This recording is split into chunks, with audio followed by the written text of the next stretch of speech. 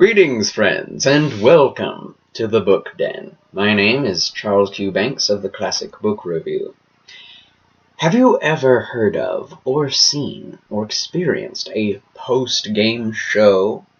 If you are into sports, or even if you aren't, or live in the Western world, or any place with football or soccer, or hockey, or any number of sports, then you have.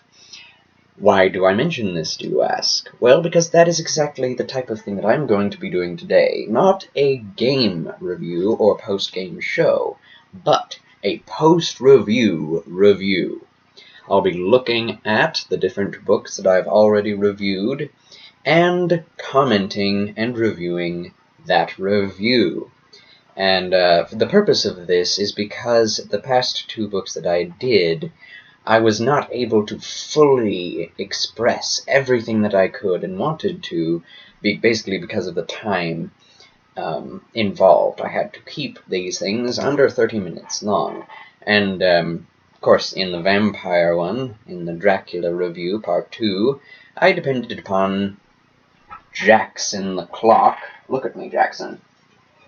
But he was not that useful because he does not have an alarm, and I know it's not his fault, it's the developer's fault. So I'm going to blame it on them instead of upon my inability to keep time, and say that I didn't have time to say everything I wanted to say because of them. So, what have I to say? I'm going to start with the Lilith review, and I must say that I was very happy with the Lilith review. I will put the links to these reviews down in the description, so that you can enjoy them if you haven't seen them already. If you have, you will know exactly what I'm talking about. So, in the Lilith review, the only real thing that I am sad and sorry that I couldn't get to, which I happily will be getting to now, is the fact that this book is extremely atmospheric. It just oozes atmosphere, and an atmosphere that is completely unique to the book. I have never felt the type of dark, gothic, fantastical fantasy feel that I've gotten from this book. I would say that it has some of the flair of Alice in Wonderland mixed with Edward Scissorhands, but those both fall short. It has a feeling and an atmosphere all of its own, and it's an extremely immersive experience reading it. And that's something that I do love about George MacDonald's works. And the same for Dracula. I didn't mention that in Dracula either, but it's very true. Throughout the book, there are scenes and places that, like I said before, ooze atmosphere, like, the ooze that mutated the Teenage Mutant Ninja Turtles is just extremely memorable. And, yes, I do love my TMNT. For example, the first opening sequence of Dracula is of Jonathan Harker going through Europe and experiencing everything he can of the cultures. You can taste the foods he's tasting, you can hear everyone whom he is talking to warning him to stay away from Dracula's castle. And then there's the moment upon the pier, not the pier, in Whitby, when Mina and Lucy are looking out from the Whitby shore onto the desolate wasteland of the sea, mixed metaphor. They are completely captured by the dark and stormy night that's happening, and so are you, and the fog upon which Dracula drifts towards them. It's beautifully written, and that's part of the writing that I wish I had gotten to in the Dracula review, but didn't have time for.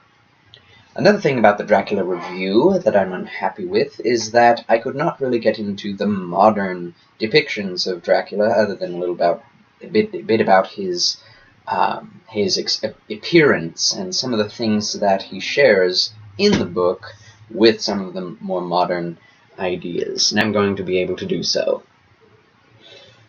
So what have I to say about Dracula that hasn't already been said? Well, everything else. He's such a massive character in pop culture and in modern mythical lore. But, like I said in the review, his person, his character, everything that makes him different from the previous depictions of vampires has basically been lost to time in all of the other depictions of film and fan fiction, etc. People ascribe the name Dracula to their own version and character of a vampire, but it's not Dracula. That's not Dracula. No movie that I've seen with a character named Dracula was anything like the Dracula that I saw in the book, which makes the book very important to read in its own right, without reference to any of the other fanfiction or entertainment that's out there on the subject of Dracula. That's the reason why I would, highly recommend this to anyone, even if they're not big fans of the horror genre, because if they like thrillers, if they like a little bit of adrenaline running through their veins, then anyone who does will enjoy this book. And it's extremely different and unique from every other depiction and description of any person, vampire or otherwise, named Dracula that you will ever see or meet. Let's hope you don't. So, that is basically all I can think of today. So thank you for watching. I hope you have a great day, great week. It seems that my videos are coming out every other week, kind of a bi-weekly thing, rather than every week or every day, as some YouTubers make videos. Maybe I'll get there one day, but I am not there yet. But I can be if you help me. With your help, I can become a YouTube and Facebook sensation.